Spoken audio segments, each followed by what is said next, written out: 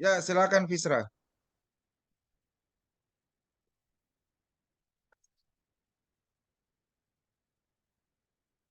Assalamualaikum warahmatullahi wabarakatuh. Terima kasih atas kesempatan yang telah diberikan kepada saya untuk mempresentasikan tugas arsitektur Asia dan Nusantara dengan tema Candi Lumbung.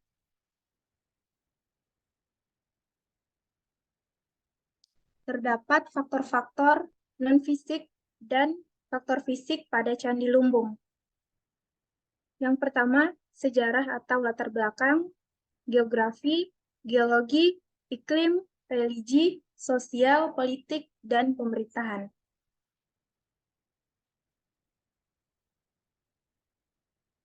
Selanjutnya, faktor-faktor fisik.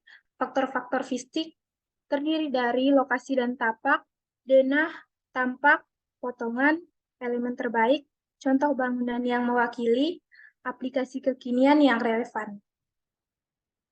Pertama, saya akan membahas faktor-faktor non-fisik.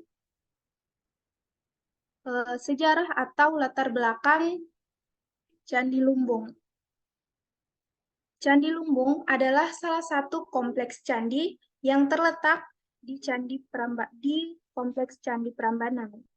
Belum diketahui pasti nama candi ini, namun masyarakat setempat menyebutnya dengan Candi Lumbung karena bentuknya mirip dengan lumbung atau tempat penyimpanan padi.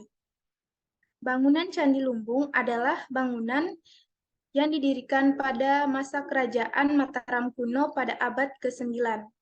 Pada zaman dahulu, bangunan ini digunakan sebagai tempat untuk persemayaman.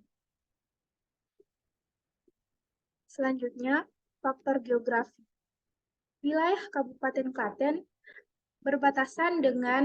di sebelah utara berbatasan dengan Kabupaten Boyolali, di sebelah timur berbatasan dengan Kabupaten Sukoharjo, di sebelah selatan berbatasan dengan Kabupaten Gunung Kidul, di sebelah barat berbatasan dengan Kabupaten Sleman.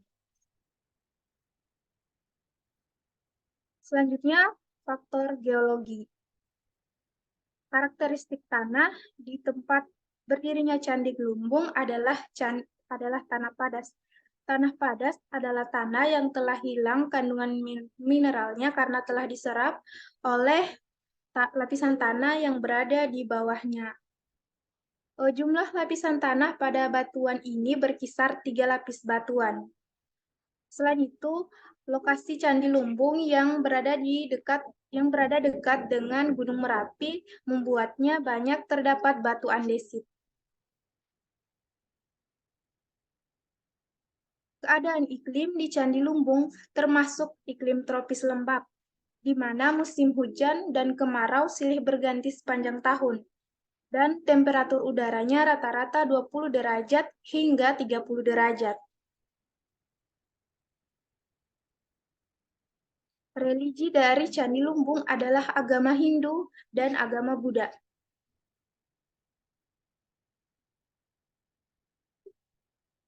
Selanjutnya, faktor sosial. Struktur sosial di Kerajaan Mataram kuno adalah seorang Brahma dapat menjadi pejabat seperti seorang ksatria. Begitupun sebaliknya, seorang ksatria bisa menjadi seorang pertapa. Terdapat kepercayaan dalam masyarakat Jawa yaitu sistem kosmologi. Sistem kosmologi adalah kepercayaan di mana raja adalah penguasa tertinggi. Politik dan pemerintahan Kerajaan Mataram kuno diperintah oleh 2 dinasti, yaitu dinasti Sanjaya yang beragama Hindu dan dinasti Shailendra yang beragama Buddha. Pada masa pemerintahan Rakai Kayuwangi dibantu oleh Dewan Penasihat. Dewan Penasihat juga merangkap sebagai staf pelaksana yang terdiri atas 5 orang patih. Kelima orang patih ini diketuai oleh seorang mahapatih.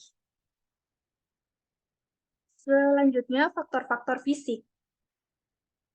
Lokasi dan tapak. Candi Lumbung berada di kawasan Candi Prambanan, tepatnya di Duku Bener, Desa Bumisan, Kecamatan Prambanan, Kabupaten Klaten, Jawa Tengah, atau sekitar 18 km dari kota Yogyakarta. Dapat dilihat pada gambar Candi Lumbung berdampingan dengan Candi Bubrah, serta juga terdapat Candi Prambanan di dekat Candi Lumbung.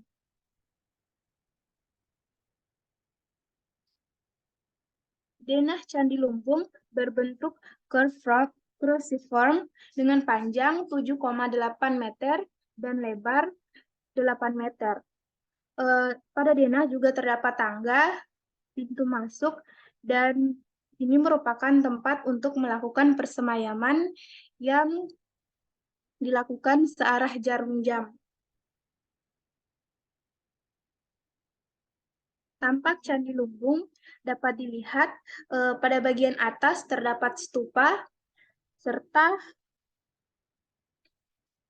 terdapat stupa dan juga terdapat Avalokiteswara. Pada kursor dapat dilihat Avalokiteswara sangat dimuliakan dalam agama Buddha. Avalokiteswara ini juga biasa disebut dengan Tuan yang melihat ke bawah. Selanjutnya potongan. Pada potongan, bagian tengah terdapat pintu, bagian atas terdapat relief-relief candi, dan di bagian bawah terdapat tempat untuk menyimpan padi atau hasil panen. Elemen terbaik pada Candi Lumbung terdapat pada hiasan Kalamakara. Pada hiasan Kalamakara merupakan dewa yang sangat tampan dan dalam cerita agama Buddha, dewa ini dikutuk oleh Sang Hyang Widi sehingga yang nampak hanya kepalanya saja.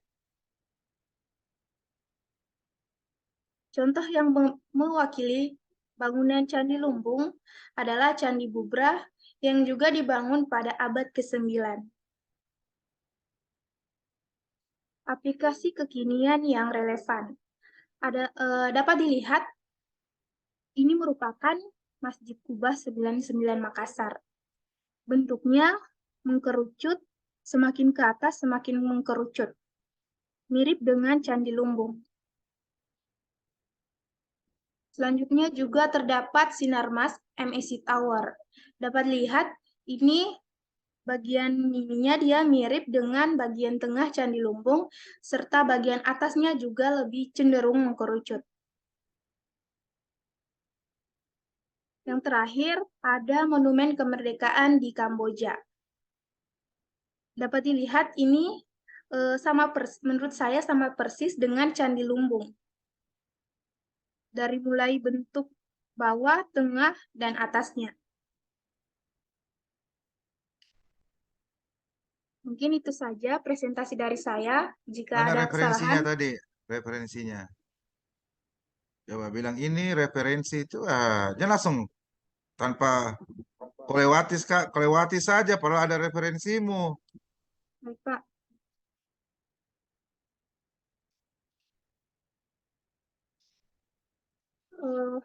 Ini merupakan referensi yang diambil dari Balai Pelestarian Cagar Budaya Jawa Tengah, Panepon Prambanan, Majalah Arkeologi Indonesia, dan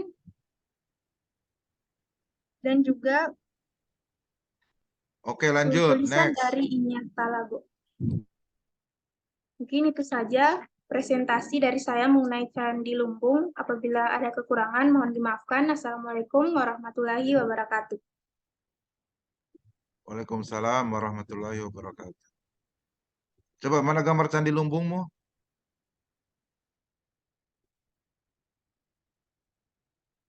Gambar Candi Lumbungmu mana? Ini, Pak. Oke. Jadi sama dengan rekan-rekanmu ya, Bapak mau tahu pemahamannya Fisra terkait teorinya Sir Pak. Benicer Fletcher terhadap tugas Spinalta ini.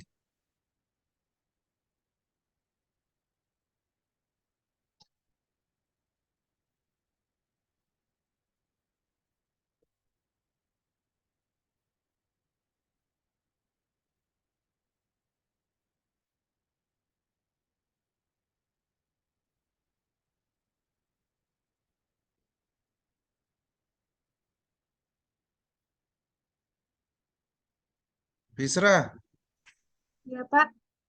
udah dengar Bapak kah? Mohon maaf, Pak. Tadi suaranya terputus. Nah, sama dengan rekan-rekanmu. Bapak pengen tahu pemahamannya Fisra.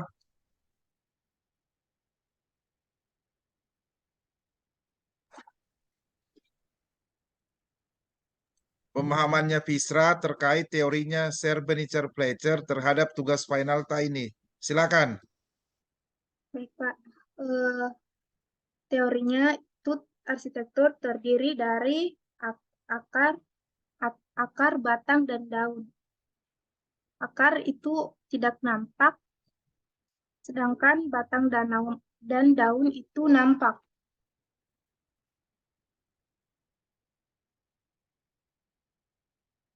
Dapat dilihat pada candi, ini merupakan bagian atas atau eh, dia terlihat, dan ini bagian bawah. Pada Candi Lumbung terdapat lubang yang tidak terlihat. Kok begitu? Kamu kemarin ikutkah kuliahnya sama Bapak? Ikut, Pak. Oh, maaf, Pak, ada pertemuan saya tidak masuk, Pak.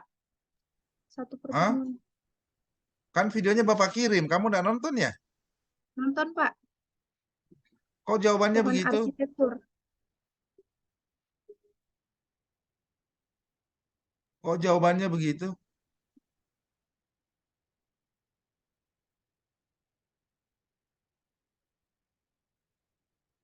Kan disuruh buat resume kan?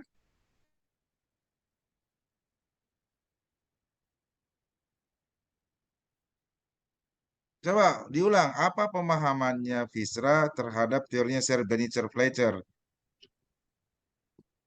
Pak. Eh, Teorinya itu arsitektur terdiri dari eh, faktor fisik dan non-fisik yang terdiri dari akar, batang, dan daun.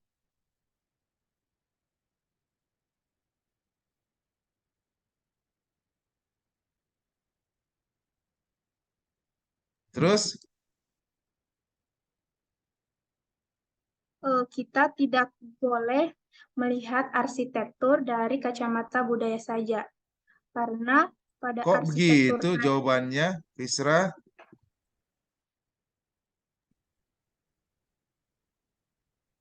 Kamu udah bikin resume ya kemarin ya? buat, Pak. Kok jawabannya begitu? Teorinya Srebrenica-Fletcher?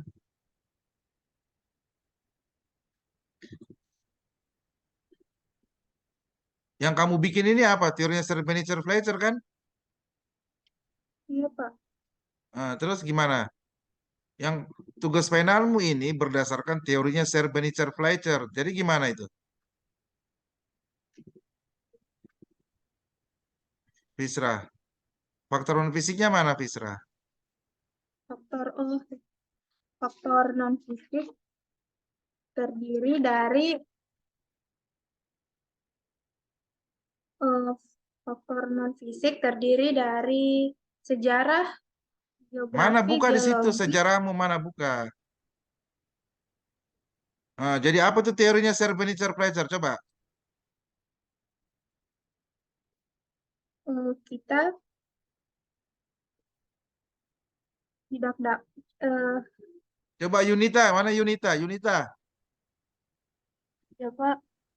Apa tuh teorinya Srebrenica-Fletcher? Coba. Srebrenica-Fletcher mengibaratkan arsitektur itu sebagai sebuah pohon arsitektur. Dia bisa tumbuh dan berkembang subur kalau arsitektur itu dipengaruhi oleh faktor-faktor non-fisik seperti geologi, budaya sosial, geografi, ekonomi. Eh, ma- Karena faktor-faktor non-fisik tersebut sehingga tumbuhlah faktor-faktor fisik. Artinya apa? Bahwa faktor non fisik apa? Membentuk. Eh, Bentuk faktor fisik. Coba diulang Yunita. Faktor non fisik gimana? Faktor non-fisik bisa membentuk faktor-faktor fisik. Nggak usah pakai kata bisa, coba. Faktor non fisik Faktor non-fisik membentuk faktor-faktor fisik. Coba diulang, Fisra. Eh, Faktor fak- non-fisik. non-fisik membentuk faktor-faktor fisik. Coba diulang, Yunita. Faktor-faktor apa tadi, Yunita? Faktor non-fisik membentuk faktor-faktor fisik. Coba diulang, Fisra. Faktor non-fisik membentuk faktor-faktor fisik. Faktor non-fisikmu apa, Fisra? Sejarah atau latar belakang, geografi, geologi, iklim, religi, sosial, politik, dan pemerintahan. Itu membentuk apa? Membentuk faktor-faktor fisik. Itu. Bukan akarnya kamu samakan dengan fondasi. Ya, Pak. Hmm, Nah, coba dari faktor-faktor non-fisik itu yang mana yang kamu ketahui membentuk candinya? Yang pertama faktor faktor geografi. Nah, mana gambarmu? Geografi. Eh, Candi Gambarmu Lumbung mana, berada di Fisra? Gambarmu, Fisra. Gambar candimu mana? Nah, coba jelaskan sini. Bagaimana tuh faktor geografi membentuk ini? Coba. faktor geografinya. Candi Lumbung ini Candi Lumbung berada di sekitar Gunung Merapi, sehingga material yang digunakan pada Candi Lumbung adalah batu andesit atau batu dari letusan Gunung Merapi. Oke, bagus. Nah, faktor apa lagi? Selanjutnya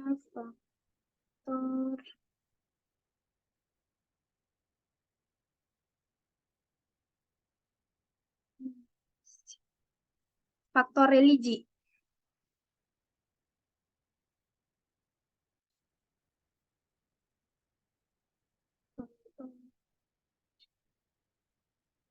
Faktor religi di sini pada bagian atas Candi Lumbung terdapat terdapat terdapat ya terdapat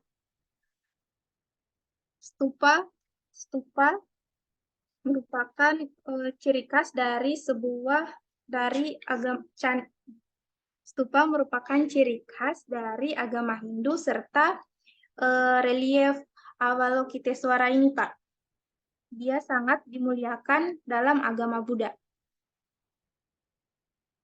Oke, satu lagi faktor non fisik apa?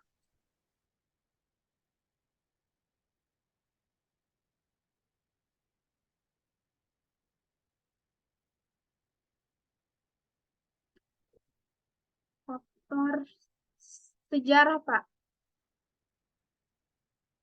Pada bagian dalam candi ini terdapat tempat untuk menyimpan pada masa Mataram kuno digunakan sebagai tempat untuk menyimpan hasil panen. Karena pada zaman dahulu mata pencaharian masyarakat Mataram kuno adalah sebagai petani. Kecil sekali itu ya, masa tempat panen. Ya oke, oke bagus. Nah, mana Denata? Atau gini, terkait materi teladan dari India. Terkait materi teladan dari India, prinsip-prinsip apa yang ada di Candita ini? Terdapat lingga dan yoni, Pak. Lingga merupakan melambangkan alat reproduksi, merupakan eh, alat reproduksi pria, dan yoni merupakan alat reproduksi wanita yang diibaratkan sebagai manusia di dalam kandungan dari tempat yang gelap ke tempat yang terang. Yang mana itu? Yang ini lingga, Pak. Yang ini yoni. Mana Yoni? Ini, Pak. Itu gua Garba, pintu gerbang Visra. Visra, dia balai-balai. Dia kasih bingung kita. Iya, Pak. Lingga yang mana? Yang ini, Pak. Ya, Yoni yang mana? Yang Yoni itu alasnya ini, itu Pak. loh, alasnya itu. Ini, Pak. Iya, buka itu alasnya itu, podiumnya. Ya itu, alasnya itu. Pintunya apa itu? Gua Garba yang mana? Ini, Pak. Iya, kamu tuh kasih bingung-bingung kita. Oke, satu lagi, apa prinsip-prinsip teladan dari India yang kamu dapatkan kemarin terhadap bangunanmu ini? Cepat. Dia berusaha melepaskan diri dari maya. Mana Semakin ke Maya? atas, Pembebasan dari Maya yang mana? semakin ke atas, ornamennya semakin berkurang. Oke, bagus. Oke, mana denahnya? Denah, Nah, coba interpretasikan ya sesuai dengan bahasa arsitekturmu, ciri-ciri denahnya. 2 poin saja. ciri-ciri denah berbentuk curve form atau berbentuk seperti salib. Itu sudah ada Selanjutnya, tulisannya di situ. Maksudnya selain yang ini.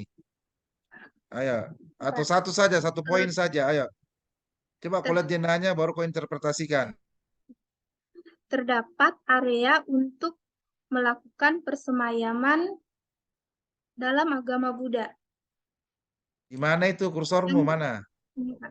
yang dilakukan searah jarum jam. Oh, Paradaksina. Iya, Pak. Mana tampaknya? Nah, sebutkan ciri-ciri tampaknya. 2 poin saja. 1. Ciri-ciri tampak terdapat terdapat relief dan juga terdapat stupa. Oke, lanjut. Mana potongannya? Ciri-ciri potongannya 2 poin saja.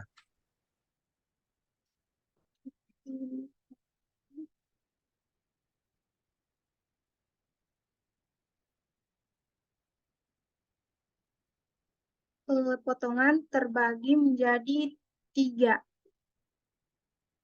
bagian atas, tengah, dan bawah. Oke, bagus. Nah, sekarang terkait mata kuliah Arsitektur Asia dan Nusantara ini, bagaimana rencanamu terhadap mata kuliah perancangan ke depan? Eh, Menurut saya akan lebih saya akan memberikan eh, saya akan merancang dengan memasukkan potensi lokal yang ada di daerah saya karena di daerah saya memiliki banyak potensi yang dapat dimanfaatkan baik itu berbentuk rumah maupun bukan, seperti makanan khas, alat musik, dan seni tari dan lain-lain.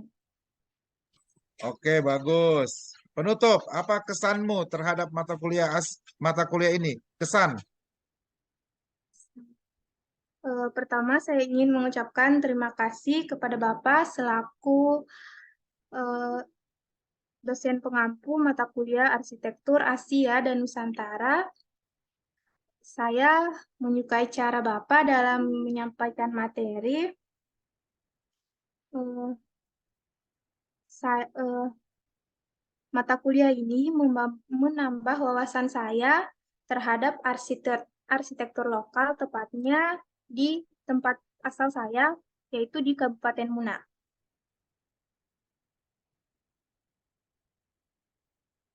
Oke, itu saja. Ya, Pak. Oke, kalau dari Bapak, PowerPoint-mu bagus sekali. Ya, cara menjelaskannya juga bagus sekali. Ya, Ya, Pak. oke. Eh, ke depannya Bapak kasih saran. Ini kan nanti kamu liburan panjang ya. Eh, Latihan CAT, SketchUp, BIM, isi hari-hari liburmu dengan hal-hal yang produktif. Ya, Baik, Pak. ya, apa yang kamu buat ini menurut Bapak luar biasa sekali ya. Eh, PowerPoint-mu rapih sekali. Ya, ini karena memang kamu buatnya sungguh-sungguh. Ya, Terima kasih, Pak. oke, Alhamdulillah, Iya, Pak. Fisra telah melaksanakan final dengan bagus sekali. Nanti Bapak beri nilai sangat tinggi. Baik, Pak. Oke. Terima kasih banyak. Assalamualaikum warahmatullahi wabarakatuh. Waalaikumsalam warahmatullahi wabarakatuh.